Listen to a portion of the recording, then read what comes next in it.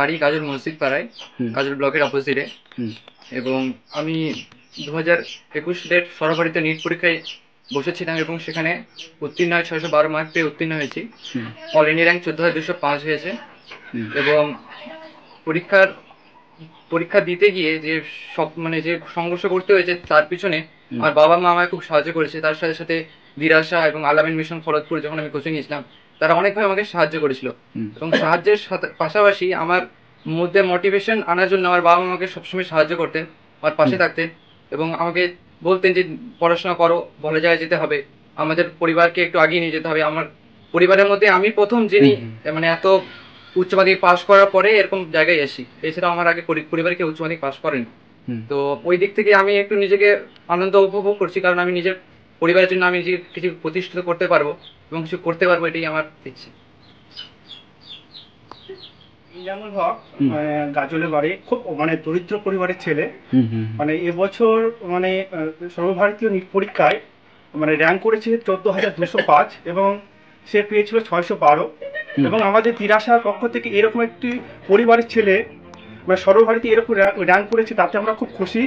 এবং আমরা পরবর্তীতে ইনজামুল ও তার পরিবার তার উচ্চশিক্ষার জন্য তার পাশে থাকবো এবং সে আরো এগিয়ে যাক এবং সমাজে প্রতিষ্ঠিত হোক এবং ঈশ্বরের কাছে এই দোয়া করছি। তো বলছি আপনার নাম? আমার নাম কামাল হক। আপনার বাড়ি? আমার বাড়ি মালদা টাউনে। আমি দিরাশা গ্রুপের কো-ফাউন্ডার।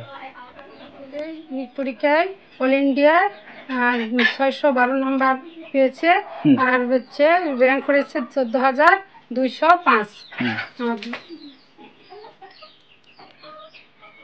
তো এই যে আপনি যে পেলো, হ্যাঁ, এর পিছনে একটু বলবেন।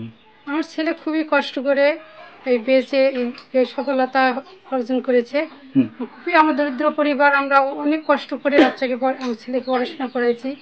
এটা খড়গপুর 2017 সালে মাধ্যমিক পাশ করে 91% নাম্বার পেয়ে খড়গপুর আলামিন মিশনে ভর্তি করেছিলাম।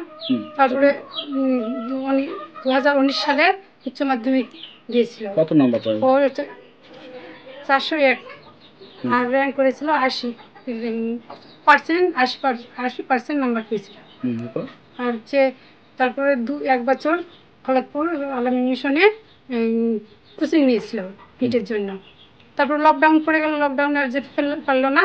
তখন এখানে বাড়িতে আসার পর 2020 দিরার সাথে ছেলে আমার কোচিং দিচ্ছিল।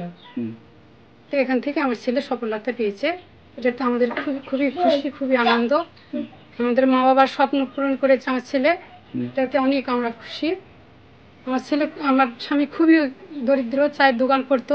পারিবারিক সমস্যার মধ্যে আমাদের চায়ের দোকান আমার থেকে কেড়ে নিয়েছে।